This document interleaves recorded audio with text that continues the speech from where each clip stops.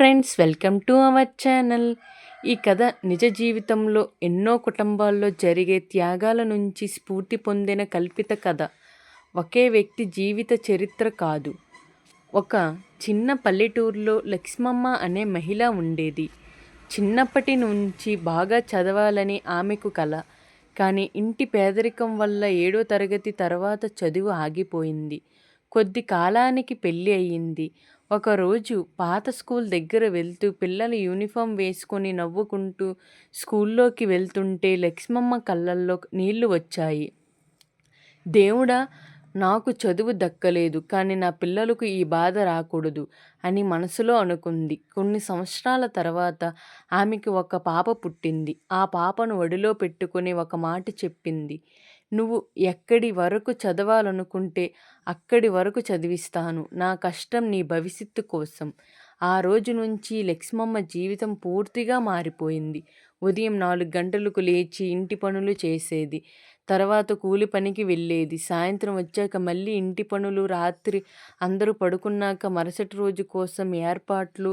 ఒక్క రూపాయి కూడా వృధా చేయలేదు. పండగ వచ్చినా కొత్త చీర కొనలేదు, బంగారం కొనలేదు.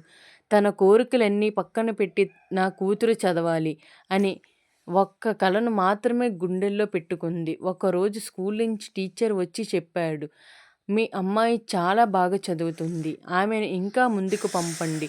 లక్ష్మమ్మ కళ్ళల్లో ఆనందం మెరిసింది. కానీ అదే సమయంలో ఇంట్లో డబ్బులు లేవు. ఫీజు కట్టడానికి కూడా కష్టమే. ఆ రాత్రంతా లక్ష్మమ్మ తన దగ్గర ఉన్న చివరి బంగారు చెవి పోగులు అమ్మేసింది. ఎవరికీ చెప్పలేదు. మరుసటి రోజు ఫీజు కట్టి వచ్చి, బాగా చదువు అమ్మ, అదే నాకు కావాల్సిన బహుమతి అని మాత్రమే చెప్పింది. కూతురు కూడా అమ్మ కష్టాన్ని చూసి ఒక నిర్ణయం తీసుకుంది. అమ్మ కళ్ళల్లో ఇక కన్నీళ్లు రాకూడదు. నేను ఎంత కష్టమైనా చదివి పెద్ద అధికారి అవుతాను. ఆ రోజు నుంచి ఆమె తెల్లవారుజాము లేచి చదివేది. రాత్రి ఆలస్యంగా వరకు చదివేది. ఒక్క నిమిషం కూడా వృధా చేయలేదు. ఎన్నో పరీక్షలు రాసింది. ఎన్నోసార్లు విఫలమైంది. కానీ అమ్మ ఒక్క మాట చెప్పేది, ఓటమి అనేది ప్రయాణంలో ఒక మెట్టు మాత్రమే, చివరి గమ్యం కాదు. ఆ మాటలే కూతురికి ధైర్యం ఇచ్చాయి.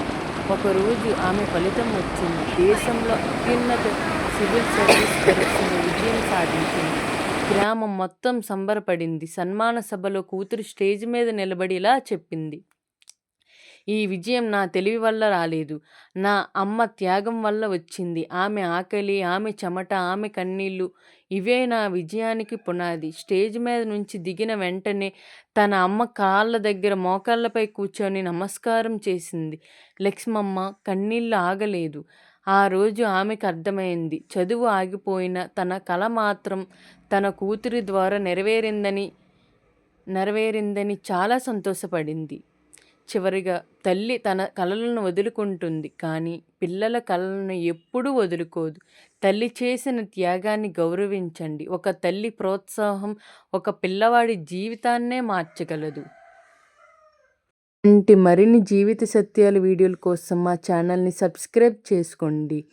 Thank you for watching this video.